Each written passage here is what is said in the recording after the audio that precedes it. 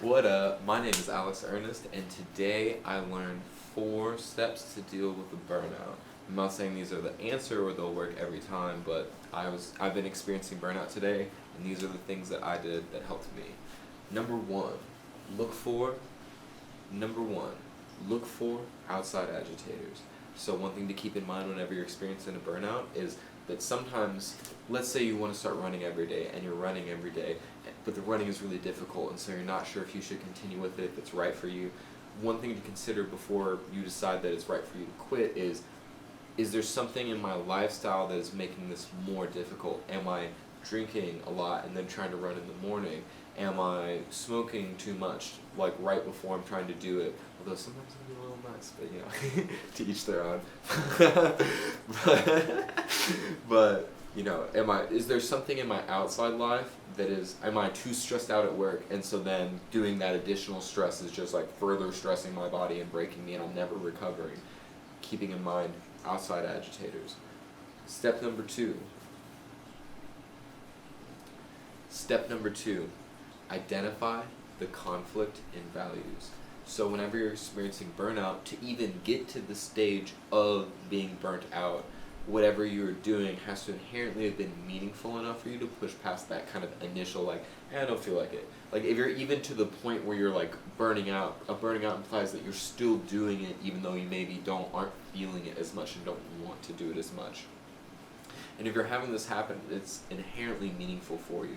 And so for something to combat it, it has to be something else that's meaningful, which may be your health and well-being, just your body being able to relax from a certain amount of stress. It may be time with friends or relationship. Maybe it's time to yourself and time away to think. Maybe it's time for your creative pursuit. But you have these different values that are conflicting with one another. And so you need to, after you decide whether or not it's just the way your life's set up or circumstances are, and if that's leading to it, then you have to identify the conflict of values that's also leading to it. Step number three is to find resolution. So whenever you have the conflict of values identified, then you have to decide what you're going to do about it. Is it more important for you to have the highest quality production? Is it more important for you to take more time to learn? Are you more focused on getting followers now? Are you more focused on growing in what you're doing? Do you want to spend more time advertising, or do you want to spend more time getting better? These are real sort of like, do you want the attention now? Do you want certain other aspects, growth? Do you want that time in that relationship now, or do you want to have more time to learn and grow in your pursuits?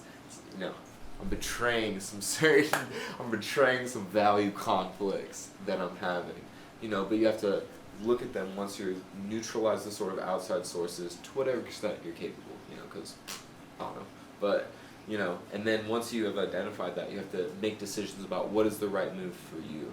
And part of that is like a feeling aspect, but it's important that whenever you're in the feeling of burnout, that you don't immediately just take for granted that you're going to be feeling this way all the time.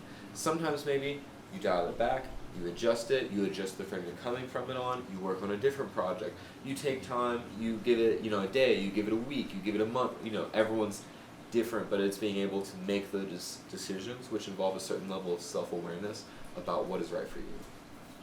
Okay. Step number four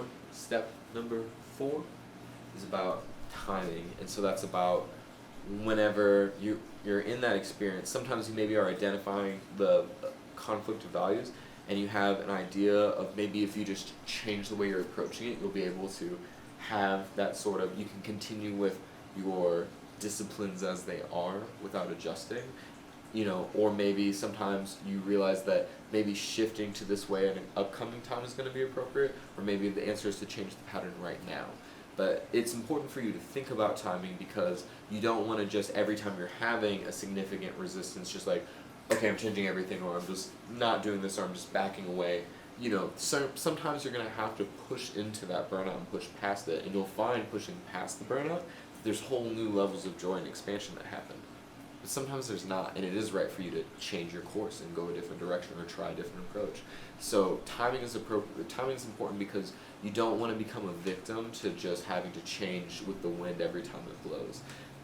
Except for, on a certain level, you also do just, you gotta sail with the wind. So but it's having that little bit of both, and understanding the sort of like that the wind may be changing temporarily, but if you're trying to chart a course over in a direction, that you're still going to continue to head in that direction, even if the wind is against you for the moment. The wind will come back towards you. So, thank you all so much. I love you. I appreciate the support. It really does mean a lot to me. It helps so much whenever I'm experiencing burnout to hear about how this is helping people, about what it's offering to them, and about, just the appreciation that people have, or just nice things, just like, you love my eyes. I don't know. I'm trying to plant ideas in y'all. But for real, thank you all so much. I love you. I appreciate you. I hope you're having the best day that you can. Keep learning. It'll make life meaningful. Whenever you have something, whenever you can learn, you make an experience meaningful. So I hope for you is to keep learning. Thank you. I love you.